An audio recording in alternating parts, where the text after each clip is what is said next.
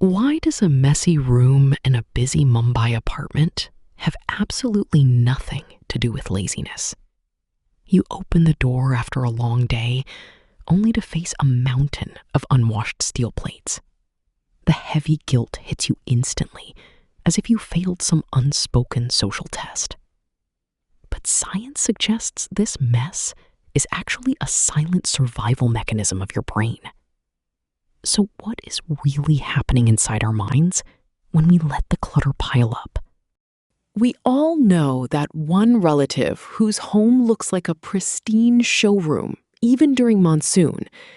We assume they possess some superhuman willpower or simply have nothing better to do. Yet, psychological studies show that clean people do not actually rely on constant self-control.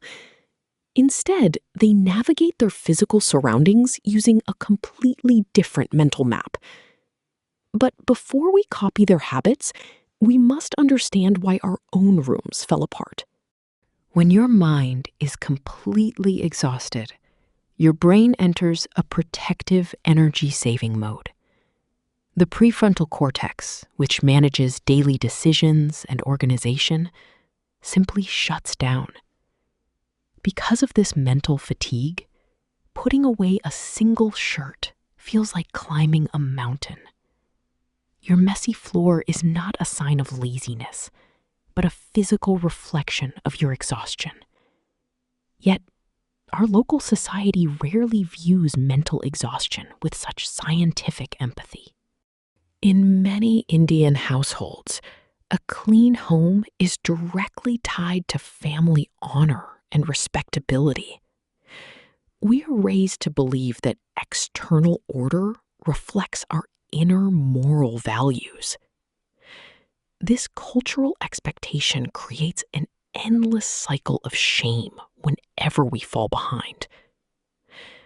But what if we looked at our household objects through the lens of modern psychology instead? The answer lies in a fascinating concept called Affordance Theory. Psychologist James Gibson proposed that physical objects constantly suggest actions to our brain. A flat kitchen counter silently invites you to place things on top of it. When you leave one single dirty cup on the counter, the environment changes its message. Your brain instantly registers that this space is no longer a strictly ordered zone. This subtle shift in perception is what triggers a rapid, uncontrollable chain reaction. This phenomenon is a household version of the famous broken windows theory. If one window in a building remains broken, people assume nobody cares, inviting more damage. In your home, a single pile of unopened mail acts as that broken window. Within 48 hours, that small corner becomes a magnet for keys, bags, and random items. But the real damage of this clutter is not just aesthetic. It actively drains your mind. A landmark study by Princeton Neuroscience Institute revealed how clutter affects focus. Every scattered object in your field of vision competes for your brain's limited attention. It is like running dozens of heavy apps in the background of your smartphone. You might think you are ignoring the mess, but your visual cortex is working overtime. This constant cognitive drain slowly elevates your body's physical stress levels. Researchers at UCLA tracked the daily hormone levels of busy working couples. Those who described their homes as cluttered showed chronically high levels of cortisol. Because of the unorganized space, their bodies remained in a constant state of fight or flight. Instead of being a sanctuary, the home became a source of continuous biological stress. Yet, nature has gifted us an ancient biological tool to combat this exact tension. In the animal kingdom, creatures perform repetitive grooming rituals when threatened. This instinctual behavior is a hardwired mechanism to lower neurological arousal. When a bird cleans its feathers after a storm, it is resetting its nervous system. We carry this exact same evolutionary programming deep within our own biology. This explains why we feel a sudden urge to clean when life gets overwhelming. When external life feels chaotic, your brain desperately searches for immediate control. Wiping down a counter provides a rare, predictable outcome in an unpredictable world. By organizing a small shelf, you are proving to yourself that you still have agency. It is a physical manifestation of taking charge of your immediate reality. But there is an even deeper psychological phenomenon at play here, known as the Macbeth Effect. In 2006, a study published in Science revealed a strange quirk of human neurology. People who washed their hands after feeling guilty experienced a massive drop in anxiety. Because of this, our brains fail to distinguish between physical and emotional purity. Washing a dirty dish literally feels like washing away the stress of your workday. And when we do this with full awareness, it transforms into a powerful meditation. A study from Florida State University found that mindful dishwashing reduces stress by 27%. By focusing on the scent of the soap and the warmth of the water, the mind settles. It pulls you out of future worries and anchors you firmly in the present moment. If you have a better household tip than this, please share it in the comments below.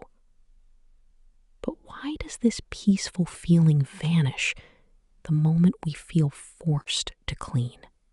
When we tell ourselves we should clean, we are relying entirely on external pressure. This guilt-driven motivation is incredibly fragile and drains our remaining energy. The moment you are tired after a long shift, that external pressure completely evaporates. To build a habit that lasts, we must tap into a much deeper psychological drive. This brings us to the 3 core pillars of human self-determination. Self-determination theory states we need autonomy, competence, and connection to thrive. Autonomy means choosing to clean for yourself, not to please nosy neighbors.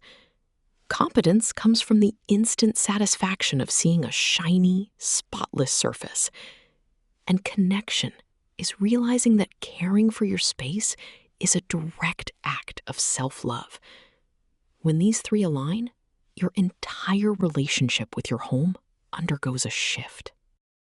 The ultimate secret of clean people is that they have undergone an identity shift. They do not say they are trying to clean. They simply see themselves as organized. Because of this, leaving a dish in the sink conflicts with their core self-image. Your brain naturally works to align your daily actions with who you believe you are.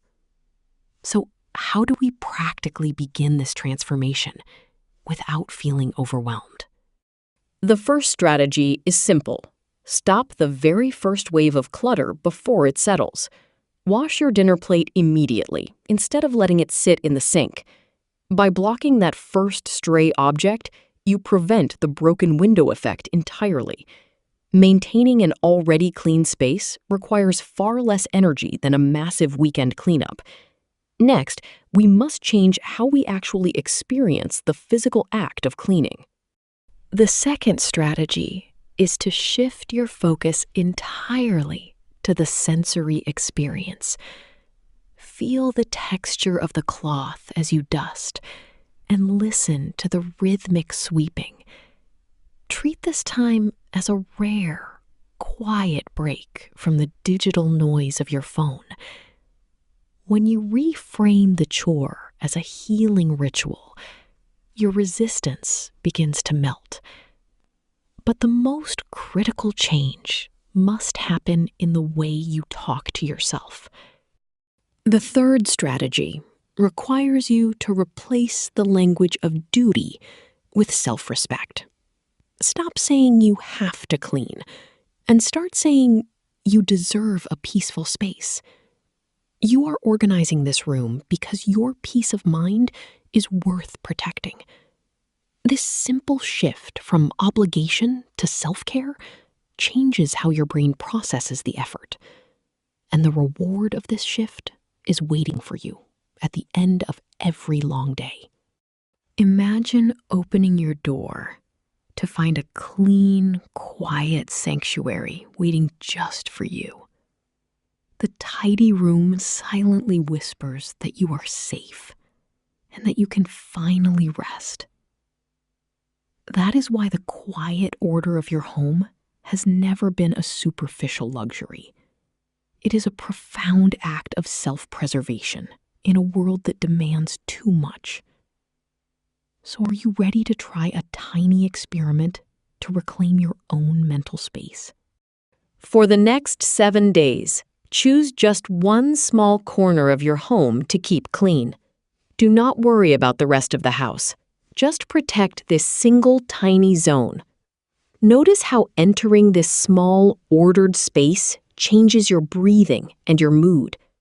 You might just find that organizing your outer world is the key to inner peace. The story ends, but the quiet weight of that small choice keeps moving with you.